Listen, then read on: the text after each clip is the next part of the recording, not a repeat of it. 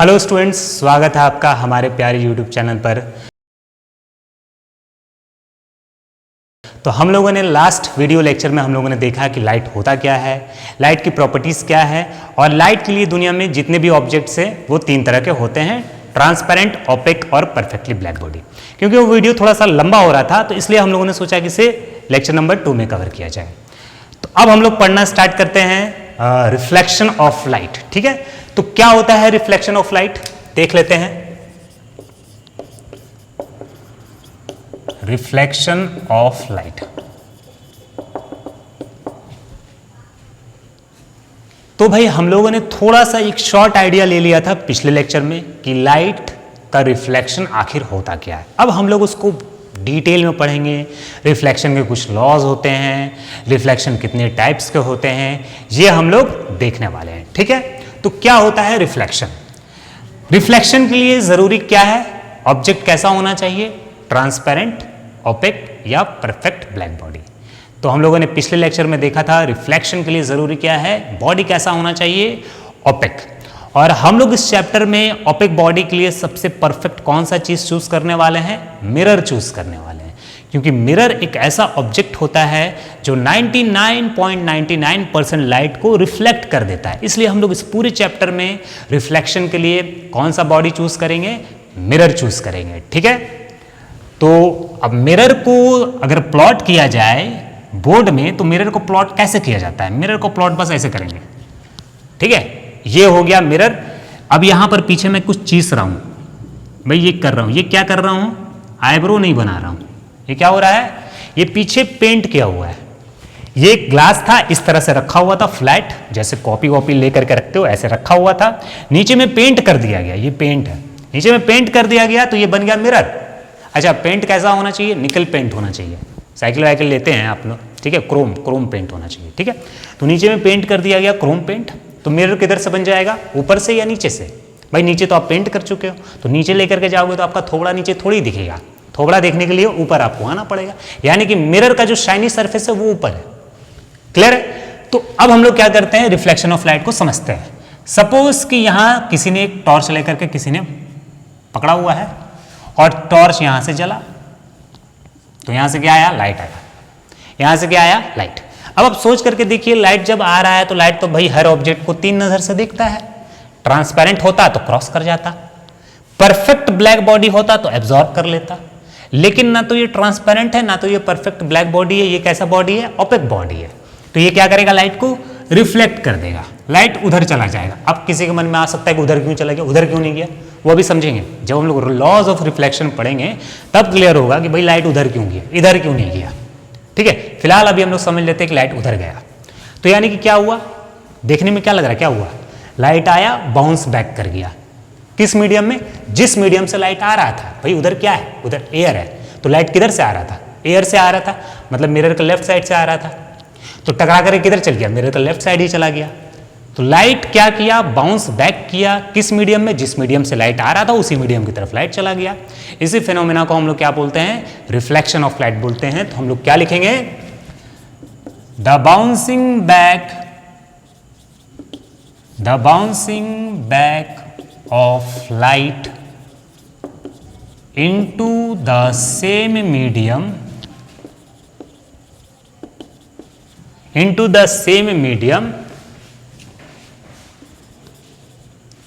when strikes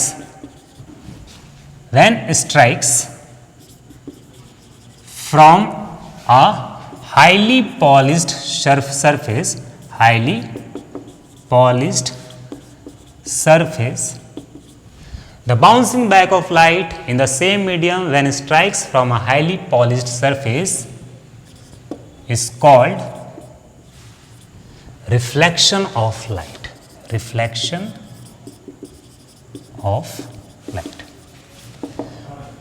जब कभी light किसी हाईली पॉलिश्ड, देखिए यहां पर हाईली पॉलिश्ड कोई जरूरी नहीं है हाईली पॉलिश्ड हो, ओपेक होना चाहिए, बस लिख दिया गया है हाईली पॉलिश्ड क्योंकि ये मिरर की बात हो रही है तो मिरर हाईली पॉलिश्ड होता है। तो जब कभी लाइट किसी हाईली पॉलिश सरफेस से टकराए, फिर से रिपीट कर रहा हूं, कोई जरूरी नहीं है हाईली पॉलिश, ओपेक होना चाहिए, और उसी मीडियम में लाइट चला जाए, जिस तरफ से लाइट आ रहा था लाइट उसी तरफ चला जाए, बाउंस बैक कर जाए, तो इस फिनोमेना को हम लोग क्या बोलते हैं, रिफ्लेक्शन ऑफ लाइट बोलते हैं। ठीक है, समझ में आ गया। अब भाई रिफ्लेक्शन तो समझ में आ गया, अब मन में सवाल आ रहा होगा कि क्या रिफ्लेक्शन के भी टाइप्स होते हैं? हाँ होते हैं, दो तरह के रिफ्लेक्शंस होते हैं, एक वो जिसे हम लोग रेगुलर रिफ्लेक्शन कहते हैं, एक वो जिसे हम लोग इर्रेगुलर रिफ्लेक्शन कहते हैं। ठीक है, तो सबसे पहले हम लोग ये समझ लेते हैं कि रेगुलर रिफ्लेक्शन क्या होता है, किसे बोला जाता है रेगुलर रिफ्लेक्शन। ठीक है, तो समझते हैं, टाइप्स ऑफ रिफ्लेक्शन में जाते हैं। पहला टाइप है regular reflection.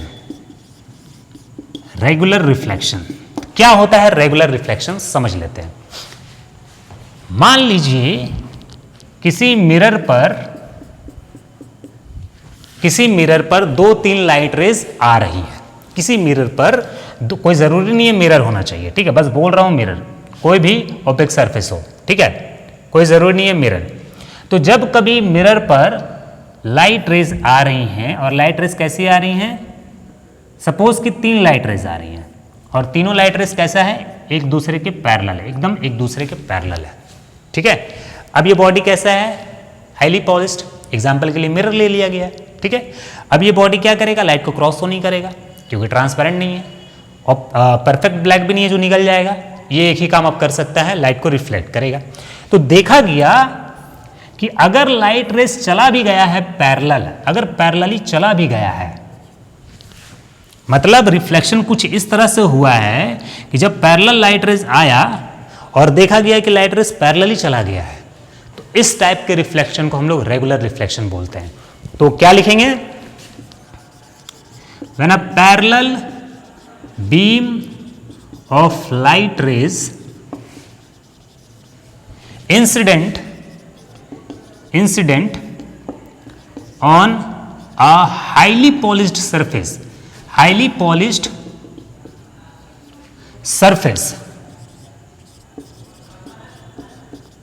such as mirror. When a beam of light rays, parallel beam of light rays is incident on a highly polished surface such as mirror, then reflected rays also goes parallel. Such type of reflection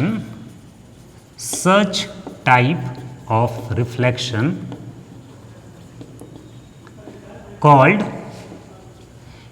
regular reflection. RR means regular reflection. ठीक है, such type of reflection is called regular reflection. अगर किसी mirror पर, अच्छा एक बात समझ लो, बहुत इंपॉर्टेंट है, रेगुलर रिफ्लेक्शन के लिए जरूरी है, रेगुलर रिफ्लेक्शन दुनिया में केवल और केवल एक ही बॉडी पर पॉसिबल है, और वो बॉडी है मिरर।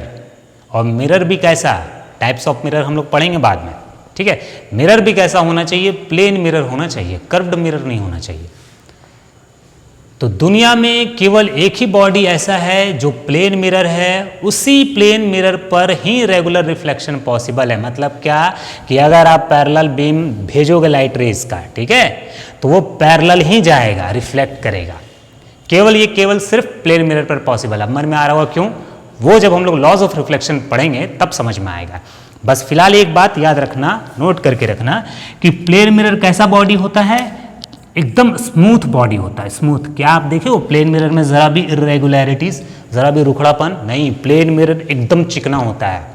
केवल दुनिया में इकलौता वही बॉडी है जो एकदम स्मूथ है, जिसको मैग्नीफाइंग ग्लास से या माइक्रोस्कोप से या इलेक्ट्रॉन माइक्रोस्कोप से भी देखोगे तो उसमें जरा भी इरेगुलरिटीज नहीं मिलेगा, और केवल उसी टाइप का बॉडी में ही रेगुलर रिफ्लेक्शन पॉसिबल है। क्यों, जब हम लोग लॉज ऑफ रिफ्लेक्शन पढ़ेंगे तब समझ में आएगा, अभी नहीं समझ में आएगा। ठीक है, हाँ, तो समझ में आ गया कि रेगुलर रिफ्लेक्शन क्या होता है। अच्छा, रेगुलर रिफ्लेक्शन का दूसरा नाम स्पेक्युलर रिफ्लेक्शन भी है। स्पेक्युलर रिफ्लेक्शन, रेगुलर रिफ्लेक्शन या फिर स्पेक्युलर रिफ्लेक्शन। ठीक है, रेगुलर या फिर स्पेक्युलर। ठीक, अब हम लोग पढ़ेंगे इर्रेगुलर। अच्छा, एक बात याद रखना, फिर से रिपीट कर रहा हूं, रेगुलर रिफ्लेक्शन के लिए जरूरी है बॉडी कैसा होना चाहिए, एकदम स्मूथ होना चाहिए, और स्मूथ केवल दुनिया में एक ही बॉडी है, वो है प्लेन मिरर।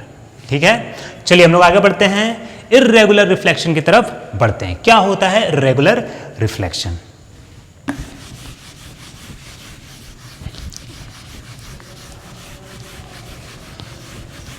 तो चलिए बढ़ते हैं इर्रेगुलर रिफ्लेक्शन की तरफ। क्या होता है irregular reflection?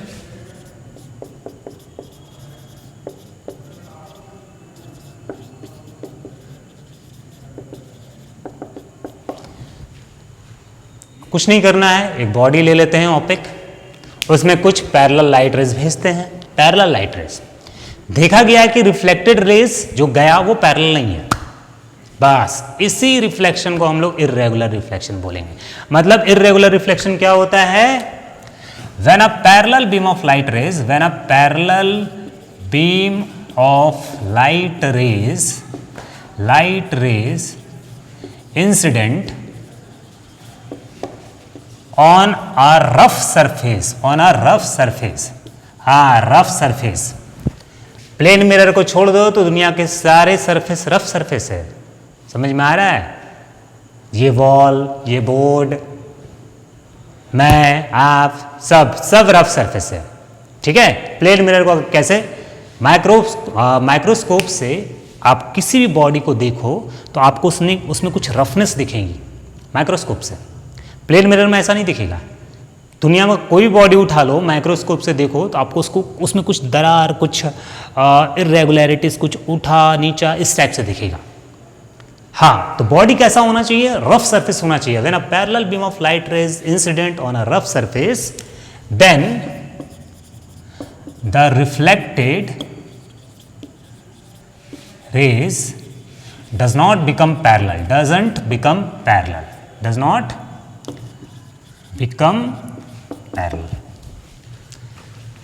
Such type of reflection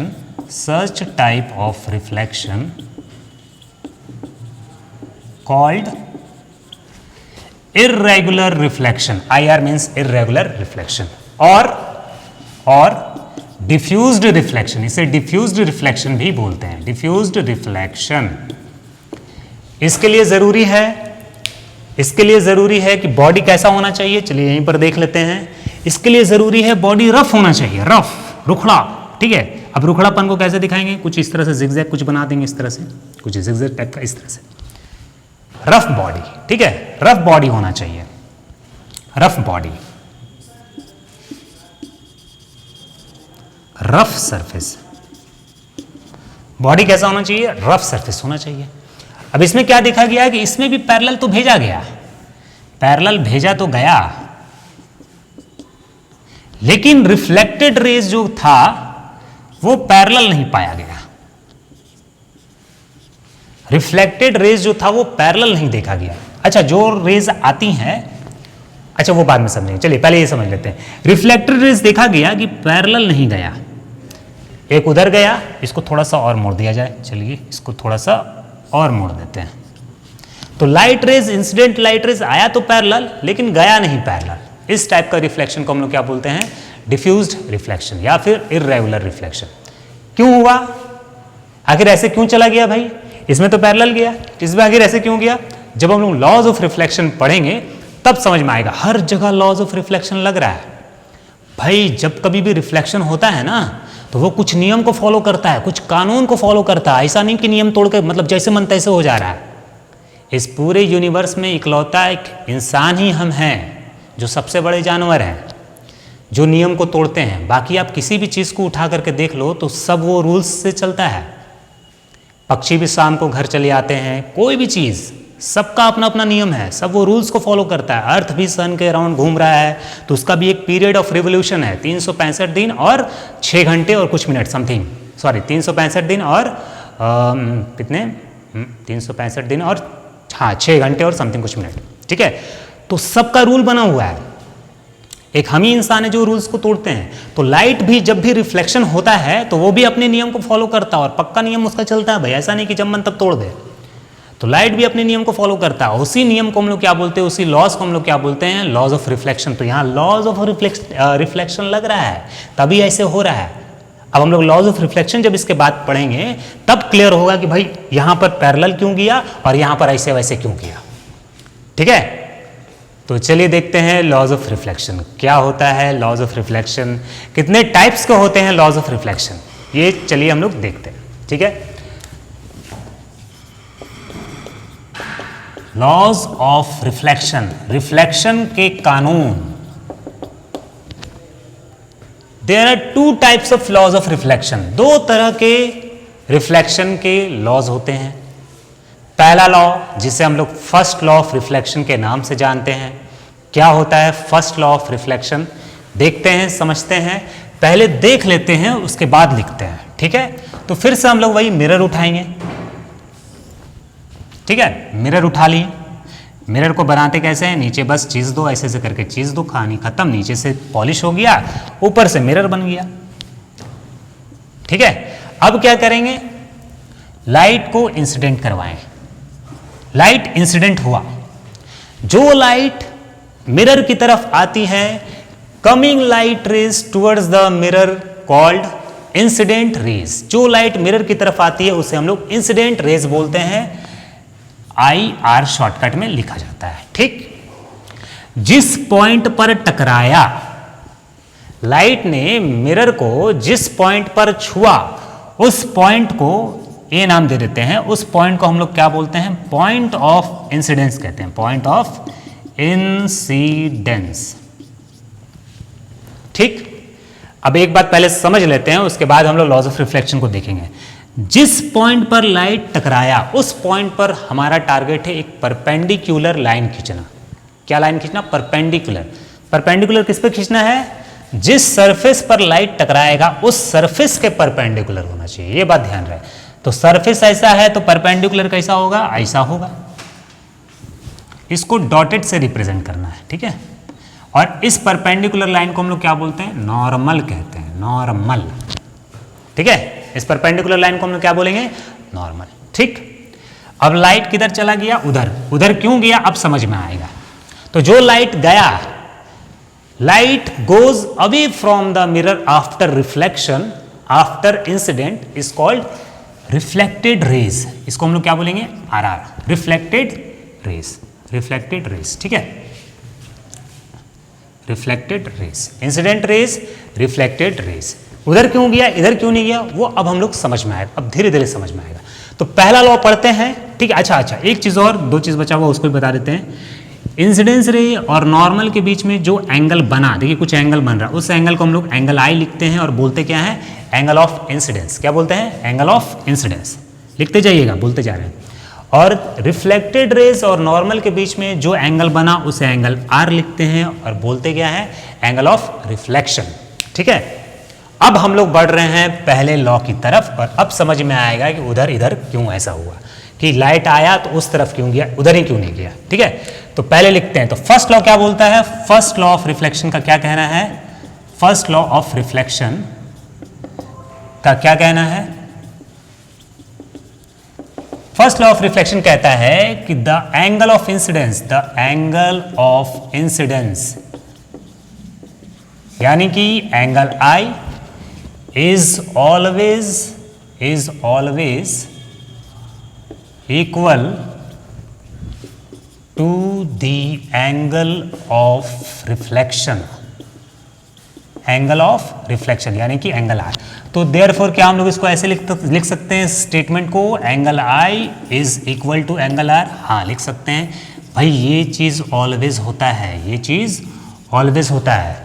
angle of incidence is always equal to angle of reflection. हमेशा याद रखना, जहां भी रिफ्लेक्शन हो रहा है तो वहां हर बार angle of incidence angle of reflection के बराबर होगा।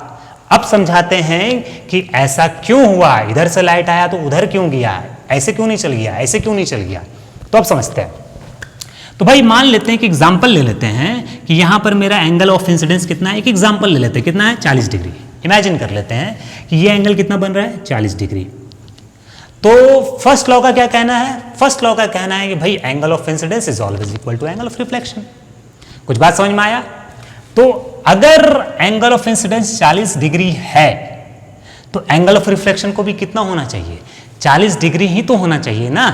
तो अब सोच करके देखो कि अगर लाइट ऐसे चला जाता, ऐसे ऐसे, तो एंगल आर कितना होता है 0 डिग्री। भाई पहले तो ये समझ लो कि एंगल ऑफ रिफ्लेक्शन कहाँ से, कोई भी एंगल मेजर करना है तो वो नॉर्मल के साथ मेजर करना है कि नॉर्मल से इंसिडेंट लाइट ने कितना एंगल बनाया, वो एंगल ऑफ इंसिडेंस हो गया।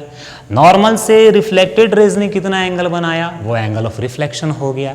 ठीक है, तो एंगल ऑफ इंसिडेंस मेरे केस में कितना था एग्जाम्पल में 40 डिग्री, तो एंगल ऑफ रिफ्लेक्शन भी कितना होना चाहिए 40 डिग्री। अब दिमाग लगा करके सोचो, अगर ये रिफ्लेक्टेड रेज ऐसे ना जा करके ऐसे चल जाता तो नॉर्मल तो ये है और रिफ्लेक्टेड रेज भी ऐसे चल जाता तो एंगल ऑफ रिफ्लेक्शन कितना हो जाता 0 डिग्री।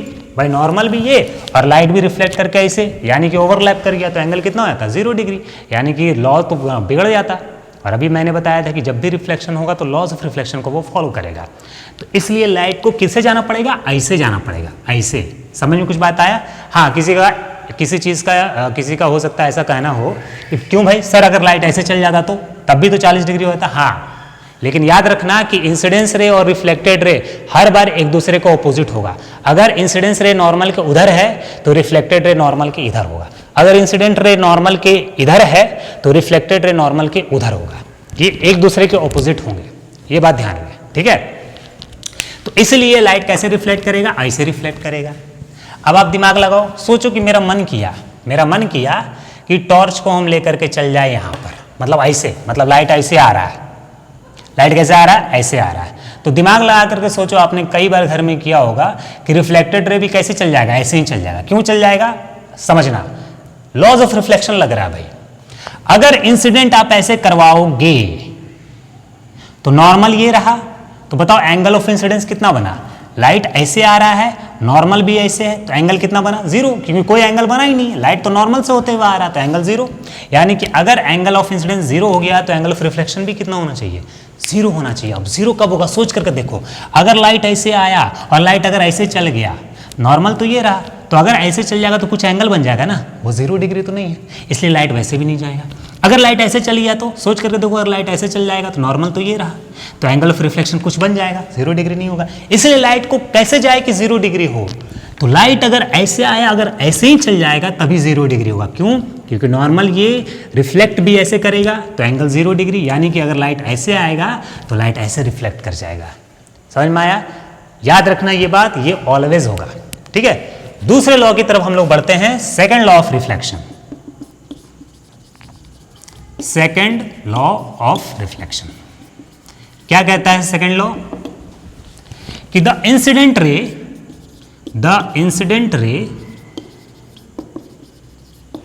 the reflected ray